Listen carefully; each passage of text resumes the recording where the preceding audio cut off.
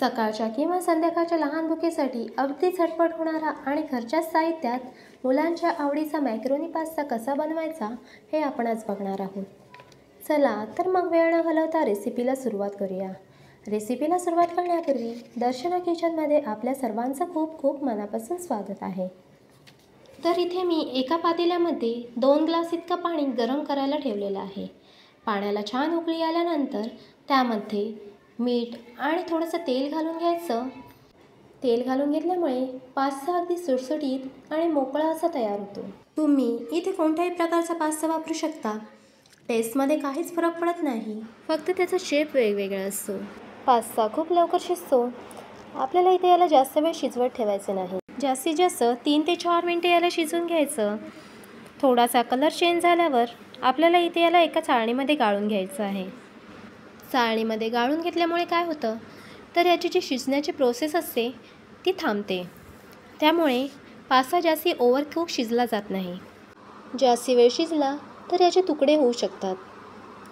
तर आपण याला एका चाळणीमध्ये गाळून घेऊया। त्यानंतर आपल्याला लगेचच त्यावर थंड पाणी ओतून घ्यायचं आहे। तर आता आपल्याला मसाला मॅक्रोनी पास्ता बनवायला घ्यायचा आहे। एका कढईमध्ये आपल्याला 3 चमचे इतके तेल घालून घ्यायचे आहे। तेल छान गरम झाल्यानंतर मी इथे 4 ते 5 लसणाच्या पाकळ्या घेतल्या आहेत। त्याचे बारीक बारीक तुकडे करून यामध्ये घालून घ्यायचे। आल्याचे सुद्धा बारीक तुकडे यामध्ये घालायचे। कांद्याचे सुद्धा चौकोनी तुकडे करून यामध्ये घालून घ्यायचे। कांद्याला सोनेरी कलर आल्यानंतर त्यामध्ये 1 वाटी बॉईल केलेले मटार घालायचे। मस्त असे परतून घ्यायचे। त्यामध्येच आपल्याला इथे 1 शिमला मिरची घेतलेली आहे, ती सुद्धा चौकोनी कापून घेतलेली आहे आणि गाजराचे उभे तुकडे करून घेतलेले आहे, ते सुद्धा यामध्ये घालून घ्यायचे। तुमच्या घरामध्ये अवेलेबल असतील त्या भाज्या तुम्ही इथे ॲड करून घेऊ शकता। आता याला वाफ येण्यासाठी वाफेवर 3 ते 4 मिनिटांसाठी झाकण ठेवून द्यायचं।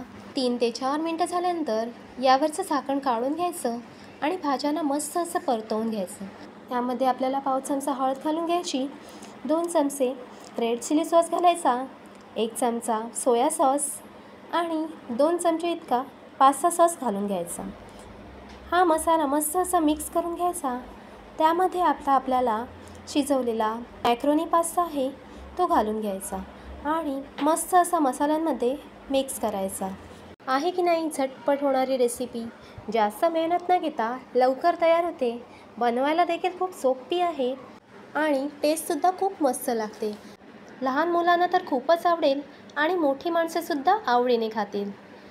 आता यामध्ये चवीनुसार मीठ घालून घ्यायचं आणि मिक्स करून घ्यायचं।